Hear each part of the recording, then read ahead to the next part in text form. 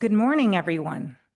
I'm Eileen Mangalinden, Vice President of Corporate Communications at NVIDIA.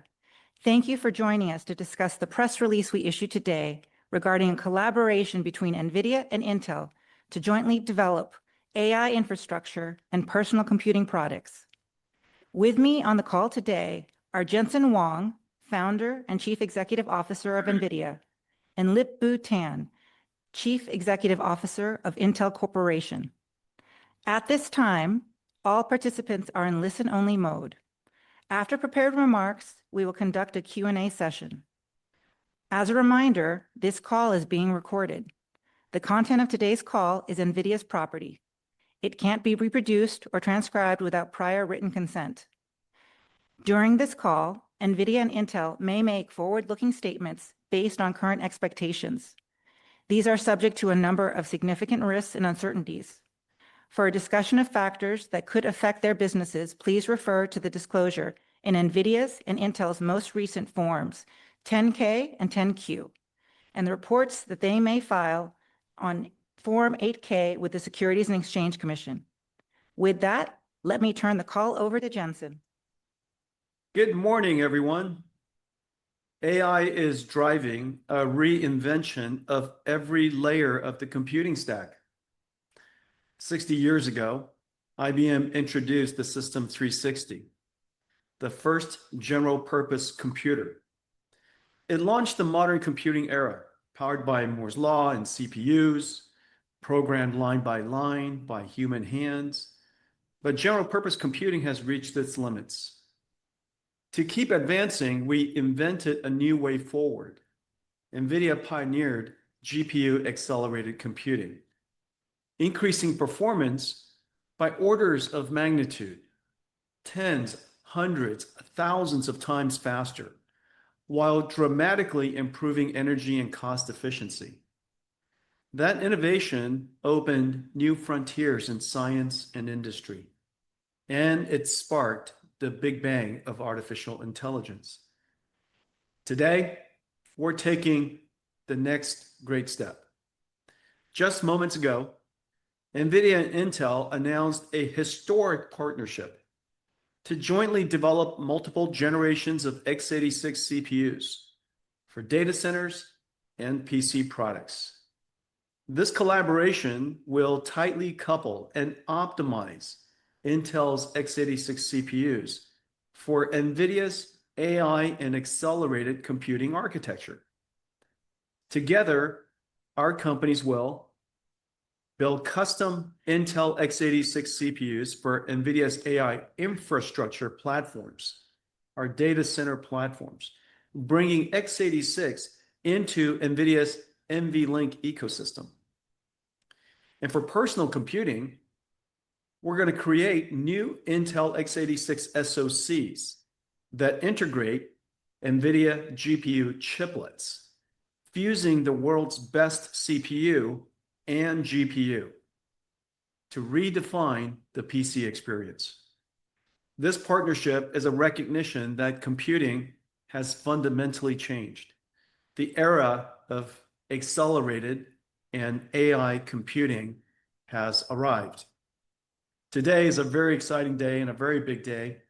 Intel and NVIDIA are partnering to drive it forward. I'm delighted to partner with Lip-Bu Tan, longtime friend, and many of my colleagues at Intel in this great partnership, this historic partnership. And now let me turn it over to Lip-Bu to tell you about the exciting partnership we're entering into. Yeah, thank you, Jensen. And thank you all of you for joining. Jensen and I, we know each other for more than 30 years. And I still remember that Jensen had the vision of building the system, platform, software, and with the CUDA, and the long-term vision that he had for the company. And I have to salute to him. He done a fabulous job to building that AI platform, driving the whole new market opportunity. I'm so excited, able to, to work together with Jensen to build a new era. And this is historical collaboration between the two companies. And I think this is a very big, important milestone I call it a game-changing opportunity that we can work together. And I would say that we are proud that NVIDIA is an investor to Intel. And thank you for supporting and confident in us and trust in us. And I think this milestone, the critical role that Intel can play in the ecosystem. And I'm grateful for the confidence and that you place with us. In terms of product perspective, and I think just make 3 points just to add on to building on the Jensen comments. Number one, this collaboration is built on the core strengths of both companies. NVIDIA is clear leader in AI accelerated computing. Intel is a leader in the data center and client PC CPU. This collaboration brings all together for the best for the industry going forward. Number two, this collaboration is unleashed the new era of 86 innovation. And 86 is a foundational role to play in the next era of computing. And I'm excited about what can be created together in the NVLink stack scale solution that based on 86. And 86 client SoC with NVLink interconnect and united memory. And also the advanced packaging that can bring all together and then to make it together for making the company and for the industry. And number three, all of this is great for our customer. Our motto is very simple: make great products and delight the customer. That is what this collaboration all about. And our team are ready and excited to work together, both teams to make it a success together. And now I open up for some questions. This concludes our prepared remarks. Operator, please open the call for questions. Thank you. Thank you. If you would like to ask a question, please press *1 on your telephone keypad. If you would like to withdraw your question, simply press *1 again. Please ensure that your phone is not on mute when called upon. Thank you. Your first question comes from Jim Cramer of CNBC. Your line is open. Yes, thank you. First, congratulations, gentlemen. Can you help us understand what the market landscape looks like with this product partnership, and how does it expand the opportunity and growth for both companies? Yeah, thanks a lot, Jim. Lip-Bu, I'll take the first shot at it, Yeah, and go ahead. You could help me out. So if you look at the AI computing world, let me take it in 2 segments. The AI computing world first. These are supercomputers, and as you know, Jim, we recently introduced the scale-up NVLink 72 rack scale computers. That involves designing a custom CPU we call Vera that's tightly integrated with the GPUs, Blackwell GPUs, so that we can disaggregate NVLink switches, scale it up into a rack scale system, essentially have an entire rack behaving as if it's one giant computer, one giant GPU. Well, in order to do that, we have to really customize the CPU to do that. And so this architecture, the NVLink 72 rack scale architecture, is only available for the Vera CPU that we build, the ARM CPU that we build. And for the x86 ecosystem, it's really unavailable except with server CPUs over PCI Express. And that has limitations in how far you could scale these scale-up systems. And so the first opportunity is that we can now, with Intel x86 CPU, integrate it directly into NVLink ecosystem and create these rack scale AI supercomputers. The second thing is there's 150 million laptops sold per year. And NVIDIA's market is largely targets squarely at gaming and workstation markets where discrete GPUs are used. And we're very successful there, and we continue to grow there, and we're going to continue to grow there. There's an entire segment of the market where the CPU and the GPU are integrated, and it's integrated for form factor reasons. Maybe it's for cost reasons. Maybe it's for battery life reasons, all kinds of different reasons. And that segment has been largely unaddressed by NVIDIA today. And so what the Intel team and I are doing, NVIDIA is doing, is that we're creating an SoC that fuses two processors. It fuses the CPU and NVIDIA's GPU, RTX GPU, using NVLink. And it fuses these two dies into one essentially virtual giant SoC. And that would become essentially a new class of integrated graphics laptops that the world's never seen before. That entire, that segment of the market is really quite rich and is really quite large, and it's underserved today, with state-of-the-art world-class GPUs like NVIDIA is able to build. Yeah, I think, Jensen, if I can just add on to it, and I think clearly it's all about the scale. And in terms of the best of GPU accelerator, and then the best of 86, and then with the NVLink linked together, and then able to scale. And some of the market that we both are doing well, but we can expand even more in terms of some of the application solution, the vertical market we can go after.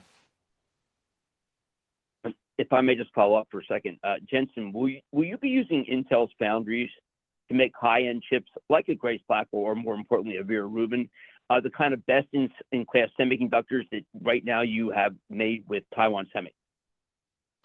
Well, we've always evaluated Intel's foundry technology, and we're going to continue to do that. But today, this announcement is squarely focused on these custom CPUs. With this partnership, with this agreement, we're essentially going to be a major customer of Intel server CPUs.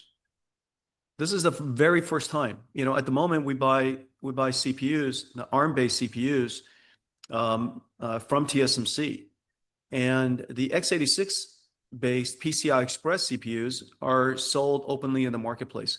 In the future, we will buy x86 CPUs from Intel, and we would fuse it with NVLink into our rack scale system. So we're going to become a very large customer of Intel CPUs.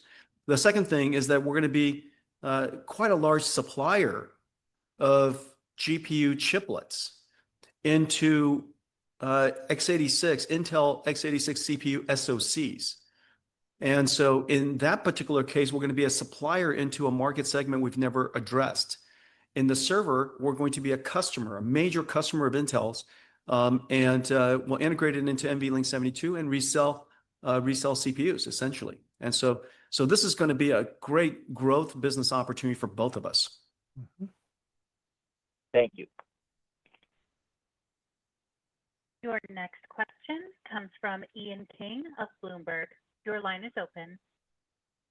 Hi, gentlemen. Thank you very much for doing this. And this is interesting times we're living in. Wondered if you could talk a little bit about how long you've been working on this agreement. And then obviously you talked a lot about custom solutions and custom parts. Those don't happen overnight. When might we get to the point where we're seeing devices in the end markets for sale, please? The two technology teams have been discussing and architecting solutions now for probably coming out to a year. The two architecture teams, well, it's three architecture teams, are working across, of course, the CPU architecture as well as product lines for server and PCs. And so the architecture work is fairly extensive, and the teams are really excited about the new architecture. And so the teams have been working a while, and we're excited about the announcement today.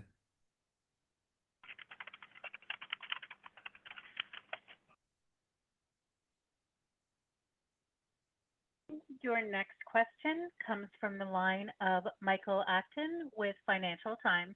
Your line is open. Hi, both.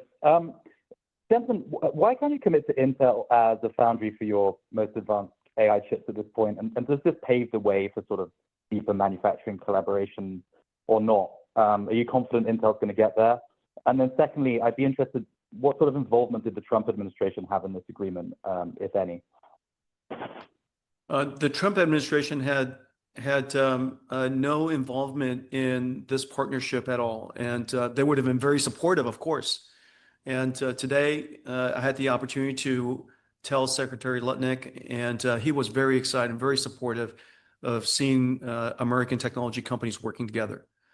I think Lip-Bu and I would both say that TSMC is a world-class foundry. Mm-hmm. And in fact, we're both very successful customers of TSMC's. And the capabilities of TSMC from process technology, their rhythm of execution, the scale of their capacity and infrastructure, the agility of their business operations, just all of the magic that comes together for being a world-class foundry, supporting customers of such diverse needs, is really quite extraordinary.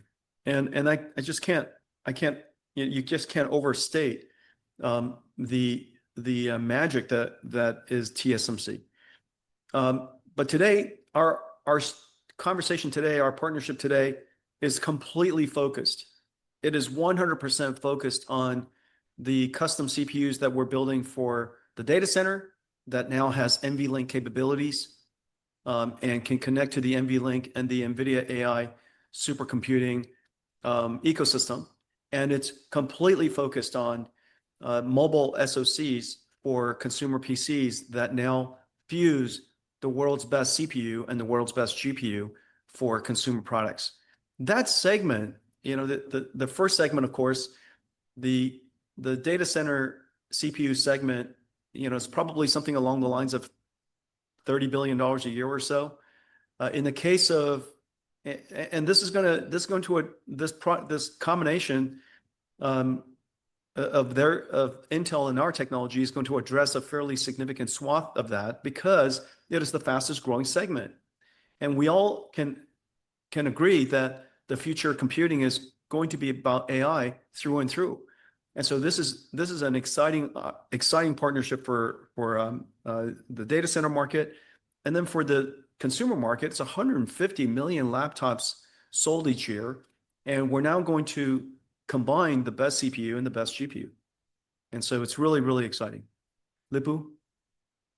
Yeah, I think, clearly this is historical. And, this is also my 6 month, the year old for Intel CEO. And from day one, Jensen and I, we work on it. And then we accelerate that process. And then two teams work together to this game-changing opportunity. It's a deep partnership. And we're looking forward for multiple ways we work together.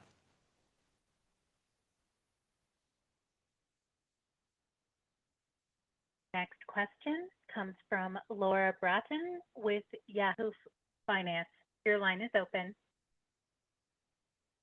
Hi, thanks so much for taking my question. I'm really curious about which manufacturing process these new CPUs will be made on. I know that,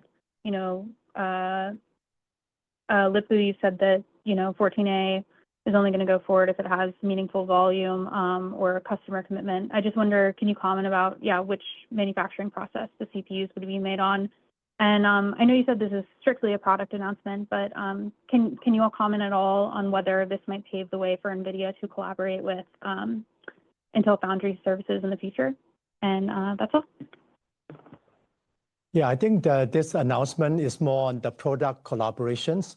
And clearly, like Jensen mentioned, the TSMC have been a great partner, long-time partner for NVIDIA and also for Intel. So we're going to continue doing that.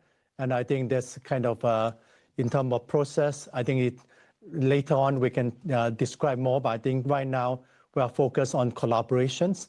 And then a certain date, then we can have more announcement down the road when the product is ready. Yeah, I think it's safe to say that the partnership that we're entering into is going to address some, $25–50 billion of annual opportunity. And so this is a very significant partnership, and we're completely focused on that. With one of the things that I will say is that our ARM roadmap is going to continue, and we're committed. We're fully committed to the ARM roadmap. We have lots and lots of customers for ARM. We're building the next generation of Vera, the next generation of Grace called Vera, and we have a next generation after that. We have exciting CPUs that we're building based on ARM. We're building ARM, of course, robotics processors. Our latest one is called Thor. It's used for robots and, of course, for autonomous driving. We also have a new ARM product that's called N1, and that processor is going to go into the DGX Spark and many other versions of products like that. And so we're super excited about the ARM roadmap, and this doesn't affect any of that. NVIDIA's architecture, accelerated computing, covers just about every CPU architecture. And our most important interest is for whatever general purpose computing platform that has market reach, we would like to be able to accelerate it to its fullest capability. And so today we have the benefit of partnering with Intel on a CPU platform that unquestionably has the largest enterprise industrial space, cloud, consumer footprint of any CPU in the world. And so really exciting partnership, and we're going to revolutionize this general purpose computing platform by adding and fusing the NVIDIA accelerated computing and AI computing architectures.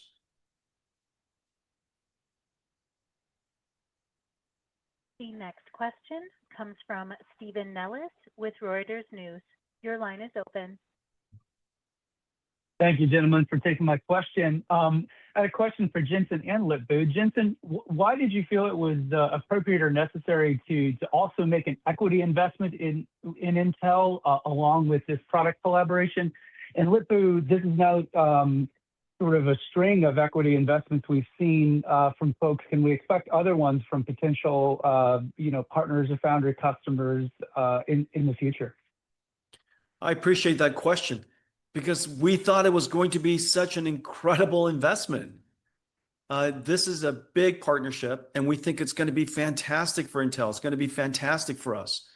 And we're building revolutionary products that's going to address some $50 billion annual market.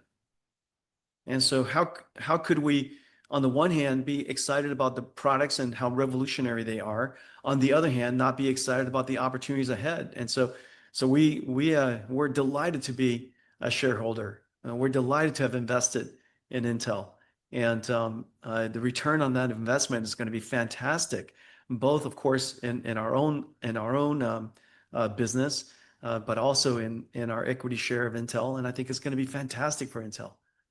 It just reflects how excited we are about this partnership. Thank you, Jensen.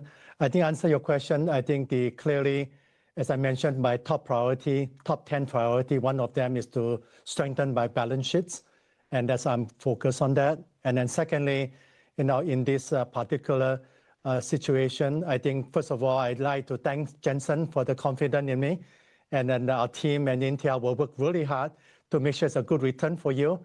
And more important, it's a strategic partnership to drive the products and go to market together to win. So that I think is very meaningful for us. Thank you. The next question comes from Robbie Whelan with WSJ. Your line is open. Hi, thanks to both of you for the announcement, and congratulations. There have been a lot of questions about whether or not NVIDIA will someday use Intel as its foundry partner for its most advanced AI chips. But with these CPUs that we're talking about under this partnership, will TSMC be fabricating most of those CPUs for the foreseeable future? And then also, just really quickly, what's the bigger addressable market under this partnership, data centers versus PCs and edge computing? In other words, do you expect to be making more CPUs for PCs under this new arrangement, or more CPUs for data centers? Lip-Bu, do you want to take the first part? Sure. So I think in terms of as we mentioned earlier, this is more the product collaboration announcement. We both sides have a lot of respect for TSMC, C.C. Wei, Morris Chang, and we continue to work with them. In terms of the Intel Foundry, we continue to make progress. And then in terms of the yield performance 18A, 14A. Clearly, we want to qualify, and then we're going to decide whether this is the right one for doing our foundry. So I think we continue to improve at the right time.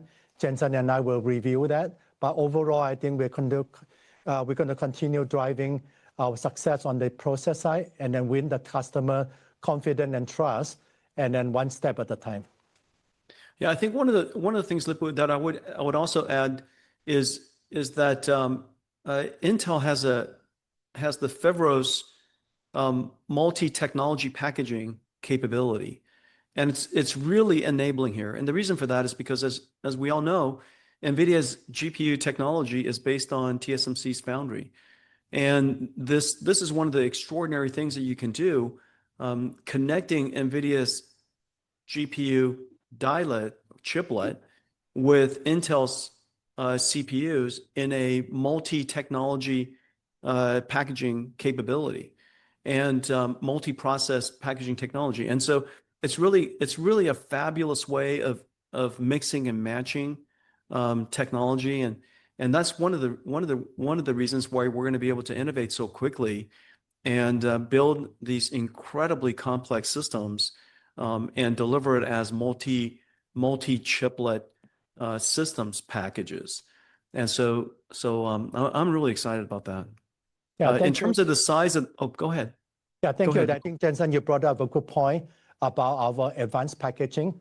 For us, and also the EMIB is a really good technology, and we will definitely continue to refine it and make sure that's reliable and the yield improvement.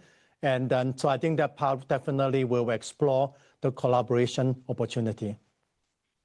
Yeah, with respect to the size of the market, the data center market and the PC market are both large. And we're going to build revolutionary products, first of its kind products.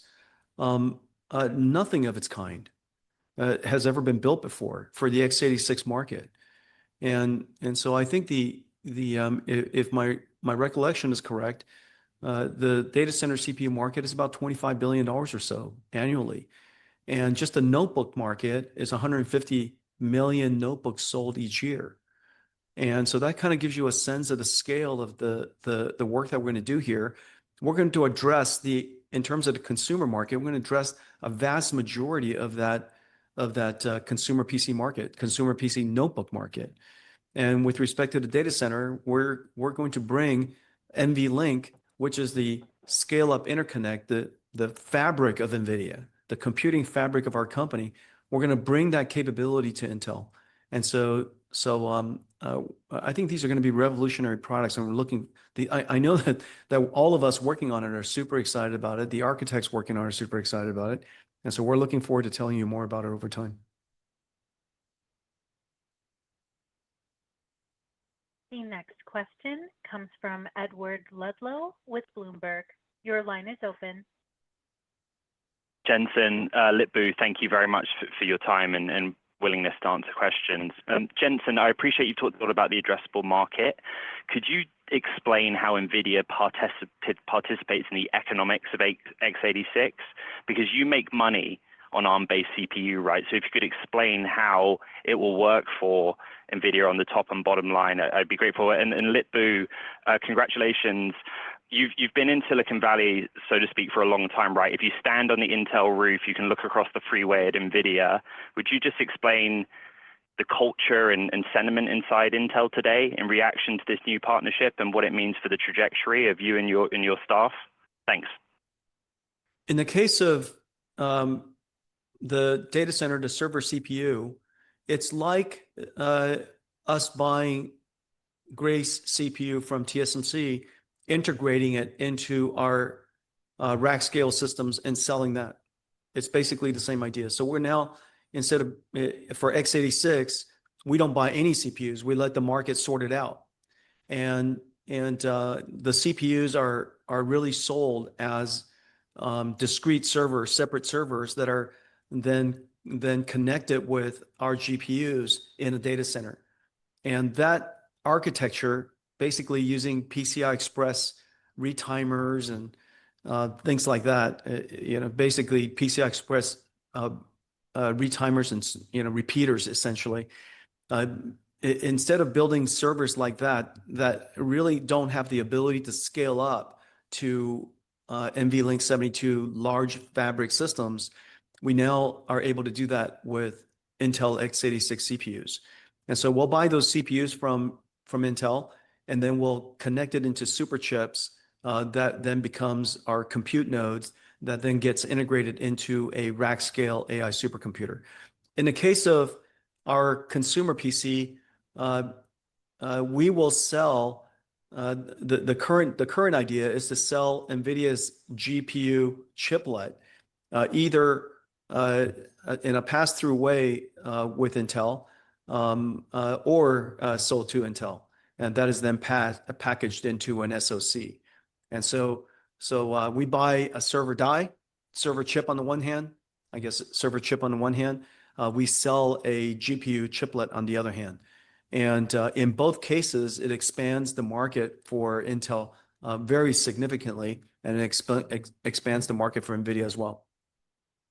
And then in terms of your question about the culture changes at Intel, and first of all, this is a new Intel culture I'm trying to build, and it's going to be engineering focused, and extending my relationship with Jensen from a Cadence NVIDIA partnership in terms of drive innovation. And now we are so excited to have this partnership to collaborating to the engineering on 86 and also the GPU accelerator and then on the AI side and with NVLink. So I think there's a lot of engineering collaboration together. The culture I want to have is really lean, fast moving, and so that we can match up with the Jensen fast moving culture. So I think that's something that I'm looking forward to build that culture that can match each other to drive the best solution for the market. Once again, if you have a question, it is *1 on your telephone keypad. Your next question comes from Christina Partsinevelos with CNBC. Your line is open. Thank you both for setting this up and taking my question. Jensen, you spoke about the ARM relationship, which is great. So it's continuing, and maybe the reaction today was a little overdone. But given SoftBank's position across ARM, Intel, and now your partnership with Intel, is there just like some type of broader coordination that I'm missing here? And then I just have a follow on China. Yeah, this today should have no impact on ARM. With respect to the second question, not that I'm aware of. There were no communications with anybody else except for between Lip-Bu, myself, and the technical teams that were working on this partnership, and we kept it really quiet. Obviously it's a very substantial partnership. This is going to expand the market opportunity for Intel in AI infrastructure that is largely unexposed to them today, and it's going to expose to Intel in the consumer notebook market where really exquisite GPUs are necessary. And so these two markets are unexposed to Intel today, and it's going to be brand new growth markets for Intel. And so I think and all the due diligence that we've between our two teams and all the work that we did gave us a lot of confidence about the future of Intel. And so we're really betting on well, I've become quite a significant shareholder because we believe in this and we have confidence in them to partner with us to create these amazing products. But all of these discussions has no relationship to any of the things that you were talking about. And just a quick follow-up, Intel definitely, we know, faces a different regulatory constraints than you do. And all the stories that are coming out of China is just, constantly on CNBC. We're talking about it all the time.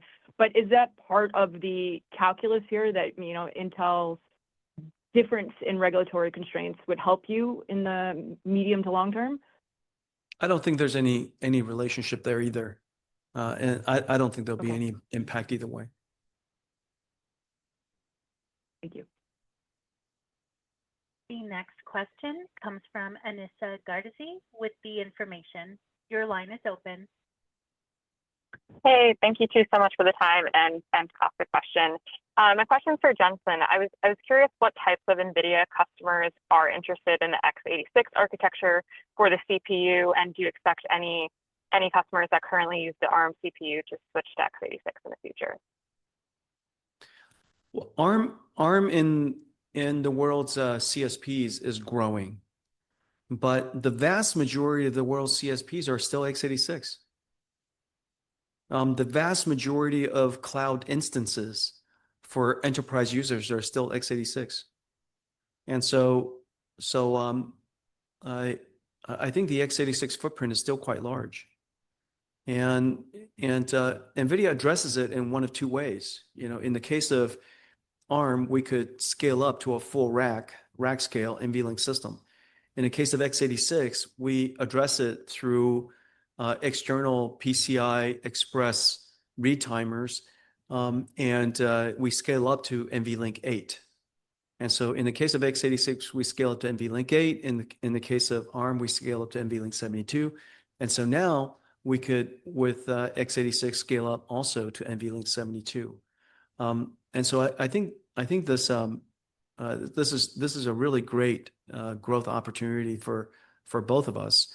And it also creates a product that for many customers who are still x86 based, and basically the vast majority of the world's enterprise is still x86 based, they now have state-of-the-art AI infrastructure.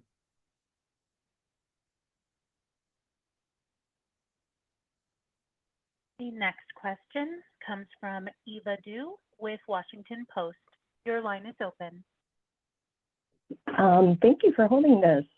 Since President Trump, manufacturing in the United States is such a big push for him, and both your companies have committed to multi-billion-dollar investments in this area. Could you talk a bit about what are realistically the prospects of manufacturing your chips in America? Like, what proportion of your chips do you expect to be made in the U.S. in the near future, and what are sort of the challenges to doing more of the production here? Thank you. Lip-Bu, would you like to go first? Yeah. Clearly, clearly we like President Trump focus on manufacturing in U.S. But I think it's important to address that, and then the opportunity we have in front of us. But meanwhile, we also have the footprint from Intel globally. And so in the way we just meet customer requirement, include the NVIDIA, and then so that they have the flexibility which best suitable for them. And then meanwhile, we continue to improve our yield of performance. And also the other part is the advanced packaging we just talked about. I think it's a great opportunity for both of us. This concludes the question and answer session. I'll turn the call to Mylene for closing remarks. I want to thank all of you for joining us today in this historic day. It's a historic partnership. I want to thank Lip-Bu for his leadership and the management team of Intel that we've had the great privilege of working with, architecting two really exciting product lines and architecting this partnership.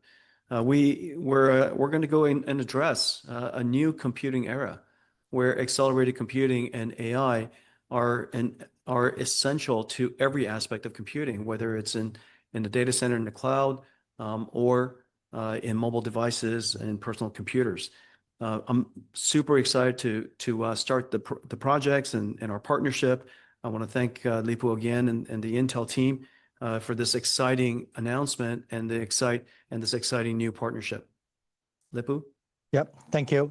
First of all, I want to thank Jensen and NVIDIA for the trust and support Intel, and we will work hard to make sure that this will be a great success for both of us. I think more exciting for me is the collaboration, the best of the acceleration AI and also the 86, and then using the NVLink to scale. And I think this is a new compute platform that we are moving forward. And I'm super excited about the opportunity in front of us and a lot of execution.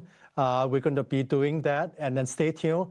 We're going to update you at the time come. But I just want to thank all of you for attending this announcement together. Thank you, Lip-Bu. Thanks, Thank you. everybody.